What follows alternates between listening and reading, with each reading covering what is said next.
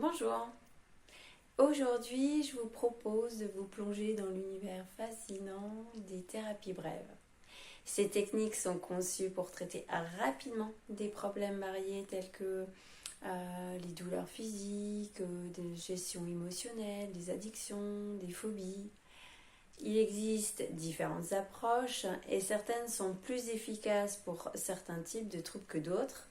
C'est pour ça que je vous propose de comparer plusieurs d'entre elles et peut-être de vous aider à choisir, si vous en avez besoin, celle qui conviendrait le mieux pour vous.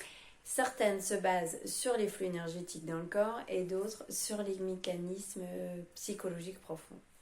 Commençons par l'hypnose, une thérapie basée sur l'accès à notre inconscient. Elle repose avant tout sur des mécanismes psychologiques. Lorsque vous êtes en état modifié de conscience, vous êtes plus réceptif aux suggestions et pouvez reprogrammer certaines croyances ou comportements ancrés, comme une dépendance, une peur irrationnelle. Elle est donc idéale pour traiter les addictions, les phobies, les troubles anxieux. Cependant, si vous cherchez à équilibrer votre énergie ou traiter des douleurs physiques, d'autres techniques pourraient être plus appropriées. En contre-indication, cette technique est déconseillée aux personnes souffrant de troubles psychotiques, car ça peut intensifier certaines perceptions difficiles à gérer. Maintenant, abordons la PNL, donc pour programmation neuro-linguistique. La PNL est purement axée sur les mécanismes mentaux. Il s'agit là aussi de reprogrammer votre cerveau, d'ajuster vos comportements, vos schémas de pensée et ainsi adopter des réactions plus positives, plus adaptées à ce que vous cherchez. La PNL est particulièrement puissante pour transformer des croyances limitantes, résoudre des conflits internes ou des conflits relationnels. La PNL peut être un choix idéal si vous voulez travailler sur des schémas de pensée négatifs ou des comportements tout saboteurs. Toutefois, si vos douleurs, vos troubles sont principalement énergétiques ou physiques, cette méthode pourrait ne pas suffire. En contre-indication concernant la PNL, il n'y en a pas. Après, il est essentiel de travailler avec un praticien formé pour obtenir de meilleurs résultats. Autre technique, le MDR. Le MDR est une technique purement psychologique. Elle utilise les mouvements oculaires pour travailler des souvenirs traumatiques. C'est une méthode très spécifique pour retravailler la manière dont votre cerveau traite des événements perturbants. C'est la technique reconnue si vous avez vécu des traumatismes ou si vous souffrez de troubles de stress post-traumatique. Si vous vous sentez bloqué par des souvenirs difficiles, le MDR pourrait être la clé pour un travail en conscience.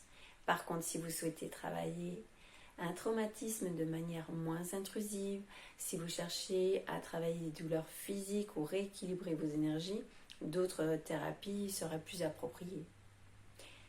Concernant les contre-indications, tout comme l'hypnose, il est recommandé de consulter un thérapeute formé pour évaluer si le MDR est adapté à votre personne. Parlons de l'EFT. EFT pour Emotional Freedom Technique. L'EFT est un excellent exemple de thérapie qui combine à la fois les mécanismes psychologiques et les principes énergétiques.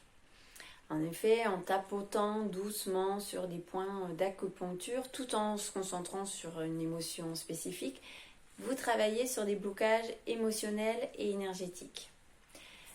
L'EFT est particulièrement efficace pour la gestion des émotions, telles que l'anxiété, le stress, la tristesse, et donc également pour travailler sur des comportements étroitement liés aux émotions, comme les phobies, les addictions. Et si vous ressentez que votre stress affecte directement votre corps, comme par des maux de tête, des douleurs musculaires ou autres, cette méthode pourrait aussi aider à soulager certaines douleurs physiques liées aux tensions émotionnelles. Ici, pas vraiment de contre-indication, mais bien sûr, il est toujours bon de consulter un praticien qualifié. La kinésiologie. Elle se situe à la croisée des chemins car elle combine le physique, l'émotionnel et l'énergétique. En effet, en testant la réponse musculaire du corps, le kinésiologue identifie vos blocages énergétiques et émotionnels, puis propose des corrections à travers des mouvements ou des pressions. Donc si vous souffrez de douleurs physiques et que vous sentez qu'elles sont liées à des blocages émotionnels, la kinésiologie peut vous apporter des réponses. Elle est particulièrement efficace pour le stress, les déséquilibres énergétiques ou encore pour traiter des problèmes posturaux. Abordons maintenant le Reiki, une technique totalement énergétique. Le praticien utilise ses mains pour canaliser l'énergie universelle et rééquilibrer vos centres énergétiques, qu'on appelle aussi chakras. Si vous vous sentez désaligné, fatigué ou en manque de vitalité, le Reiki peut vous aider à retrouver un équilibre. Cette méthode est idéale pour ceux qui cherchent à détendre l'esprit, à réduire le stress ou simplement à se ressourcer énergétiquement. Si vous ressentez des troubles plutôt physiques ou mentaux, vous pourriez toutefois combiner cette approche avec une autre technique. Le Reiki n'a pas vraiment de contre-indication. Ceci dit, il est important de voir le Reiki comme une thérapie complémentaire et non alternative à des soins classiques.